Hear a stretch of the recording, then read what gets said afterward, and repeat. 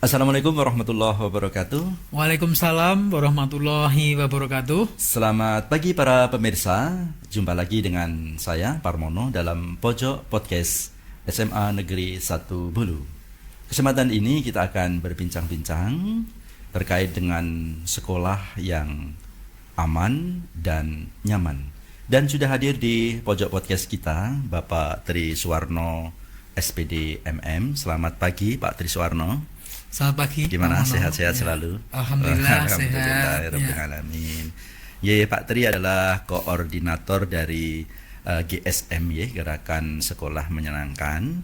Pak Tri, belakangan ini Semanbul kan sedang menggalakkan ya gerakan sekolah yang menyenangkan. Ya. Tentu saja tidak bisa lepas dari indikator terkait dengan rasa aman dan nyaman, Pak Tri. Nah, boleh dipaparkan, boleh dideskripsikan apa saja yang sudah dilakukan di sekolah kita terkait dengan budaya positif untuk menjadikan sekolah kita itu aman dan nyaman. Silakan. Ya, terima kasih Pak Mono. Di sekolah kita dibangun sebuah pola yang aman dan nyaman untuk lingkungan belajar pada anak-anak. Tujuannya adalah memberikan rasa yang aman dan nyaman juga pada peserta didik tentunya, supaya mereka bisa mengembangkan segala potensi, prestasi, dan kreativitasnya. Mulai dari kedatangan mereka di depan gerbang sekolah, mereka dibantu menyeberang oleh tim patroli keamanan sekolah, yang juga dibantu oleh dari pihak kepolisian. Kemudian mereka masuk ke gerbang sekolah, disambut dengan jabat tangan dari guru petugas yang ada, dengan penuh senyum, salam dan sapa, bersalaman untuk mendekatkan secara psikis untuk mereka lebih siap belajar di waktu selanjutnya. Kalau aman secara fisiknya dari mungkin fasilitas sekolah gitu? Ya, aman secara fisik untuk fasilitas sekolah memasang CCTV, Pak. Hampir di semua sudut strategis dan juga di setiap ruang kelas. Jadi kondisi siswa terpantau baik di dalam maupun di luar kelas. Ini bisa mengantisipasi untuk tingkat hal-hal yang kurang kita kehendaki terjadi, dan juga menimbulkan pemahaman pada anak bahwasanya mereka selalu terawasi, sehingga yang lain, siswa yang lain yang merasa lemah akan merasa aman di dalam kondisi lingkungan sekolah kita. Kemudian terkait dengan mungkin lingkungan sekolah kan harus dipagar gitu ya Pak ya. Nah, mungkin pagar. Nah, di sini ada yang menarik Pak. Itu pagar mangkok. Itu maksudnya gimana itu? Pagar mangkok lebih kuat daripada pagar tembok. Itu maksudnya gimana? Oh iya, sekolah kita sudah dipagari rapi dengan tembok dan juga kawat berduri.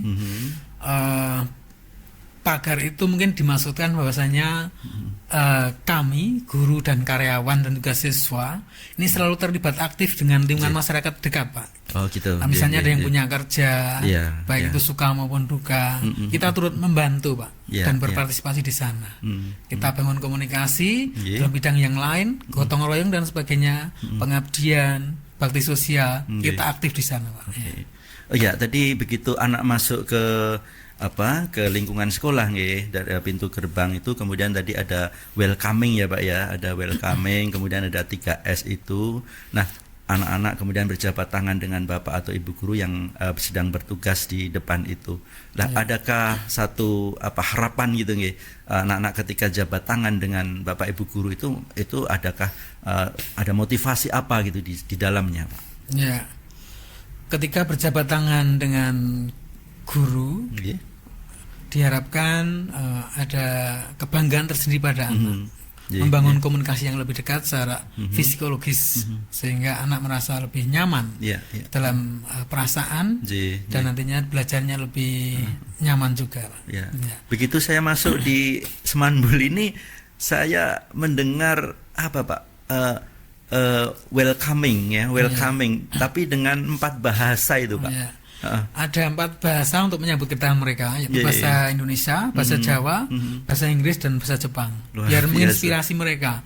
Lulus dari Semanbul harus bisa 4 bahasa. Luar biasa. Ada juga tulisan-tulisan, stiker, banner maupun MMT maupun slogan-slogan dalam 4 bahasa juga, Pak. Oh gitu. Tujuannya untuk mengedukasi juga. Supaya tidak ada bullying, tidak ada miras, tidak ada narkotika, tidak ada perkelahian dan sebagainya.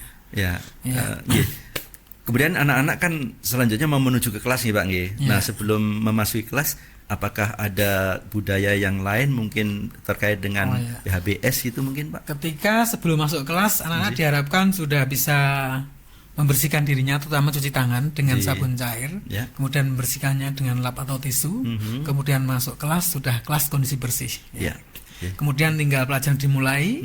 Jam pertama guru berdoa, memimpin absen, kemudian mengevaluasi, kemudian juga ada sharing morning Pak Mono. Oh, apa itu Pak? Sharing morning. Sharing morning itu anak-anak dipersilakan untuk menyampaikan hal eksklusif yang dilakukan, entah itu di keluarganya, dengan temannya, dengan lingkungan masyarakat, atau di perjalanan, dia menolong siapa, kerjasama dengan siapa, apa yang dia peroleh, prestasi yang dia dapatkan, bisa dibagikan pagi itu Pak.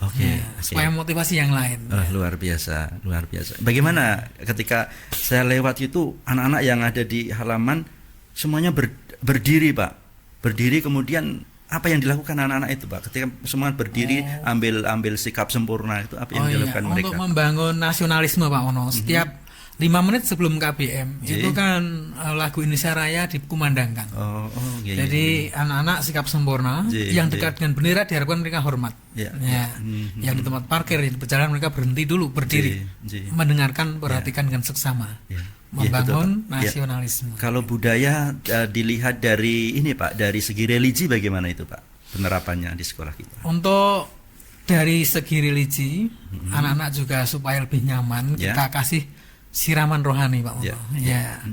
Jumat pagi ada literasi pagi, tidak hanya materi religi, mungkin juga dikombinasi dengan materi sains dan literasi yang lain. Kemudian untuk siangnya ada kajian keputrian untuk siswa putri muslim, dan yang putra muslim itu di masjid kita sirami rohani mereka dengan khotbah dan ibadah sholat Jumat. Yang non muslim bagaimana yang itu non muslim kita kumpulkan di tempat tersendiri dan dibantu oleh bapak ibu guru yang Kristen Katolik untuk diberikan pelajaran Alkitab dan ibadah. Terima kasih, luar biasa Pak Tri. Dan Pak Tri, ini kita harus segera mengakhiri karena terbatasnya waktu. Untuk itu kami beri kesempatan untuk memberikan closing statement. Silakan Pak. Untuk sekolah kita aman dan nyaman.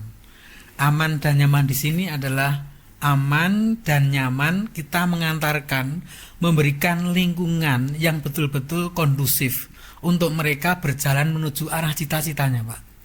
Jadi harus selalu ada pengawasan dan kalau perlu punishment. Dan yang lebih penting reward apapun kecilnya. Biar mereka termotivasi untuk bisa lebih nyaman menuju cita-citanya. Terima kasih, luar biasa, tepuk tangan untuk sekolah Semanbul. Pak Tri, demikian. Terima kasih lagi atas kehadiran di Pojok Podcast Semanbul ini. Sama-sama Bang. Semoga Pak Tri dalam keadaan sehat selalu dalam melaksanakan tugas kita sehari-hari. Terima kasih. Demikian para pemirsa bincang-bincang kita dengan Bapak Triswarno SPD MM selaku koordinator gerakan sekolah yang menyenangkan di Semanbul ini.